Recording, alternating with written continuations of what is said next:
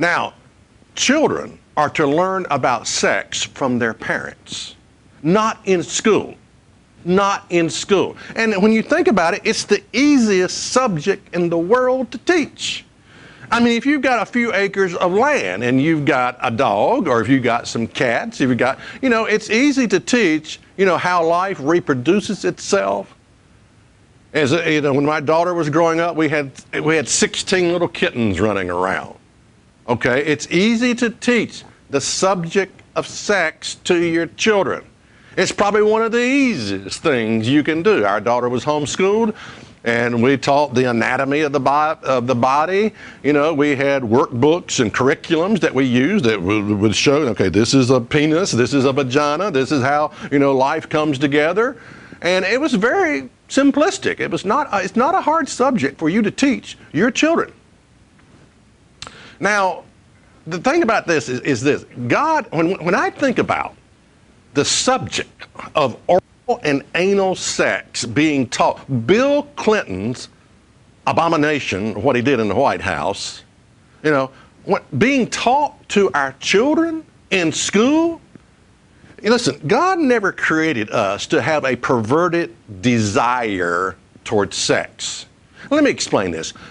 When you go through puberty, or when you went through puberty, before puberty, girls and boys, they didn't hang out with one another. We kept our distances from each other. But all of a sudden, when you go through puberty, all of a sudden the opposite sex is absolutely fascinating. Girls are beautiful. They're gorgeous. They're pretty. They're desirable.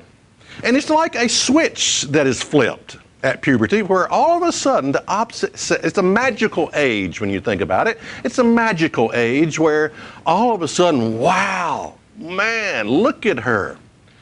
But when you go through that stage, when you went through that stage in your life, puberty that is, and all of a sudden that switch was flipped and you're looking at the opposite sex with absolute, wonder, you didn't look at that young girl and say, I would really like to have anal sex with her.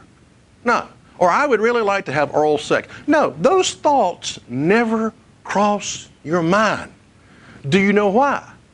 Because God did not create us with a perverted desire towards sex. So how do we learn about sexual perversion? Well, you learn it from many different sources. You learn it from your peers. You learn it from the vulgarity out of men's mouths, and women also. But, I've done construction work for a big part of my life. And, there are some men, their whole mindset, they never grow up. They're like this from teenagers until the day they die.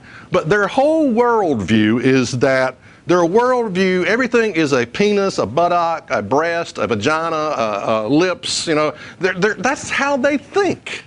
And you got to eliminate those vulgar people out of your life. If you're going to be a Christian, a real Christian, you got to eliminate a lot of people out of your life.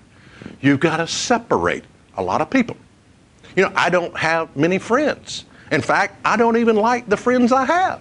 So, I'm not much of a people person, so I have no problem eliminating people out of my life.